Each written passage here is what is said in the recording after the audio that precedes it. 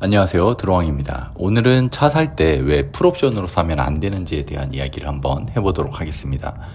자동차 회사는 소비자들을 풀옵션으로 유도하기 위해서 매우 치밀한 마케팅 전략을 사용하는데요. 기본 모델은 의도적으로 필수 기능 몇 가지를 빼서 아쉬운 차를 만들기도 하고, 딜러들은 고객이 혹할 만한 인기 옵션들을 잘 쓰지도 않는 고가 옵션과 함께 묶어서 구매 유도를 하기도 합니다. 이것은 단순히 차량의 장점을 나열하는 것을 넘어서 이 정도는 기본으로 해야지 이제 나중에 후회를 안 한다거나 풀옵션이 중고차 가격 방어가 잘 된다는 식으로 소비자들을 설득하는 과정이 있는데요.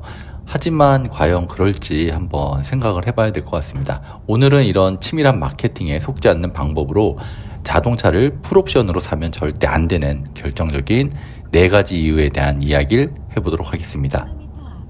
첫 번째로 이야기할 부분은 가성비에 대한 부분인데요. 풀옵션은 가성비가 정말 최악입니다. 자동차 제조사는 소비자들이 필요하지도 않은 기능들까지 패키지로 묶어서 팔면서 엄청나게 많은 이윤을 남기게 됩니다. 기본 모델 가격이 3천만 원이라고 치면 풀옵션 모델은 4,500만 원 정도, 한 1,500만 원 가까이 차이가 나는 경우도 있는데요. 이처럼 비용의 대부분을 우리가 평생 한두 번 쓸까 말까 하는 그런 기능들까지 추가하는 경우가 굉장히 많이 있습니다.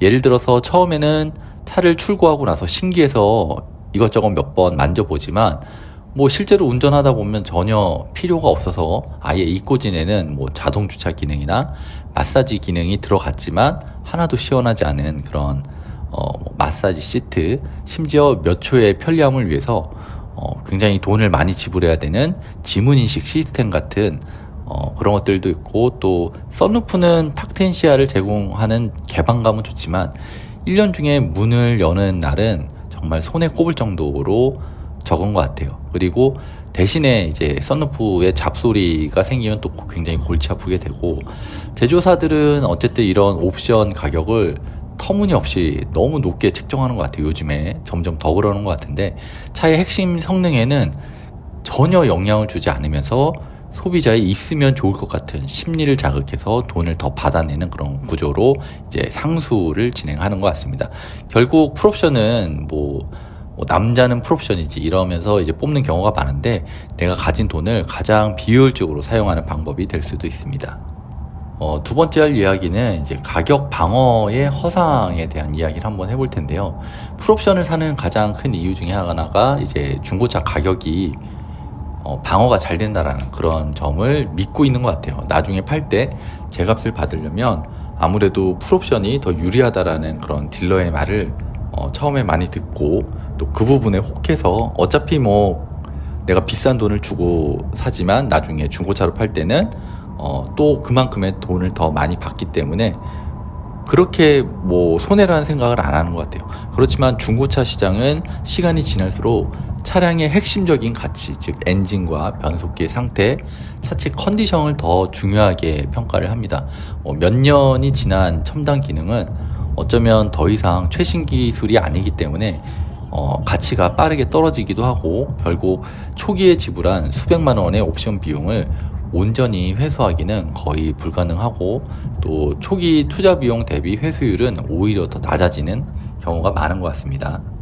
세 번째 이유는 바로 유지비와 수리비에 대한 이야기인데요.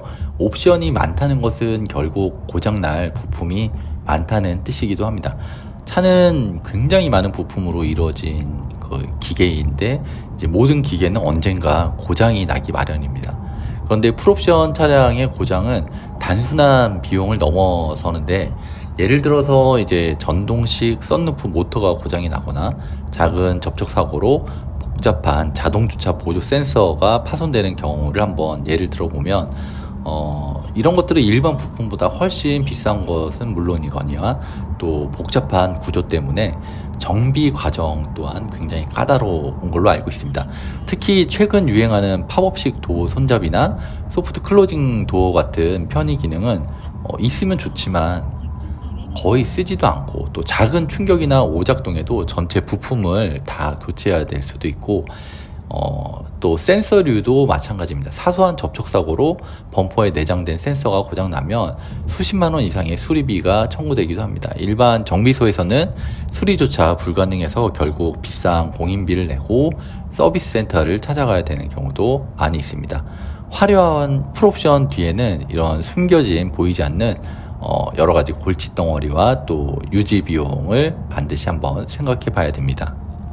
네 번째로 이야기할 부분은 심리적 함정에 대한 내용인데요. 있어서 안 쓰는 것과 없어서 못 쓰는 건 다르다라고 생각을 하면서 우리는 나중에 혹시라도 차를 출고하고 나서 아쉬울까봐 불필요한 옵션들까지 전부 다 풀옵션으로 넣으려고 하는 그런 경향을 가지고 있는 것 같습니다. 그런 심리를 이용하는 게 이제 딜러사고 또 자동차 제조사인 것 같아요. 하지만 현실을 냉정하게 돌아볼 필요가 있는 것 같습니다. 정말 필요한 옵션은 무엇이고 또 그냥 있으면 좋은 옵션은 무엇인지 반드시 한번 생각을 냉철하게 해봐야 되겠고, 만약 내게 필요한 안전 기능이 빠져 있다면 그거는 안 될 것 같아요. 반드시 안전에 필요한 드라이브 와이즈 같은 그런 옵션들은 반드시 넣어야 될 것 같고, 하지만 1년에 한두 번 쓸까 말까 하는 썬루프 같은 것들은 약간 심미적인 기능들이거든요. 그러니까 그런 것들은 있으면 좋지만 거의 정말 불필요한 옵션이지 않을까, 저는 그렇게 생각을 하고 있습니다. 오늘은 자동차를 출고할 때 풀옵션으로 출고하면 안 되는 4가지 이유에 대해서 제 개인적인 생각을 한번 이야기해 봤습니다. 제 이야기가 항상 정답은 아니고 그냥 이런 부분을 생각해 볼 수 있다, 이런 정도로만, 재미로만 생각해 주시면 감사하겠습니다. 요약하자면 불필요한 그 비용을 낭비하고 중고차 가격 방어 효과도 굉장히 미미하고 또 막대한 유지비, 초기 출고 비용, 그런 부담까지 안게 되고 결국 있으면 좋지라는 심리적인 함정에 빠져서 돈을 꽤 많이 낭비하게 된다는 점입니다.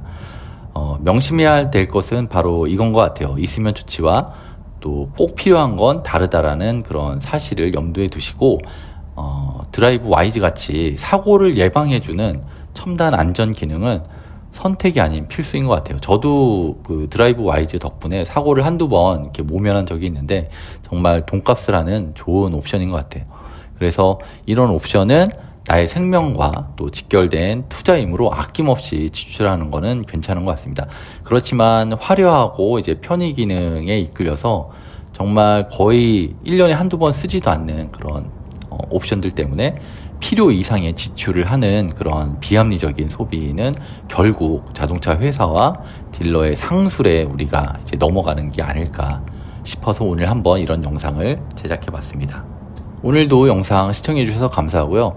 여러분들은 어떤 옵션이 정말 필수라고 생각하시는지, 아니면 정말 무쓸모의 옵션을 이제 자동차 제조사와 딜러의 말에 속아서 옵션을 추가해서 또 추가 비용을 지출했는지, 이런 다양한 경험들을 댓글로 소통해 주시고 나눠 주시면 많은 분들이 도움을 받을 것 같습니다.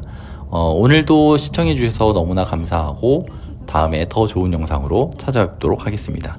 감사합니다. 이상 드로왕이었습니다.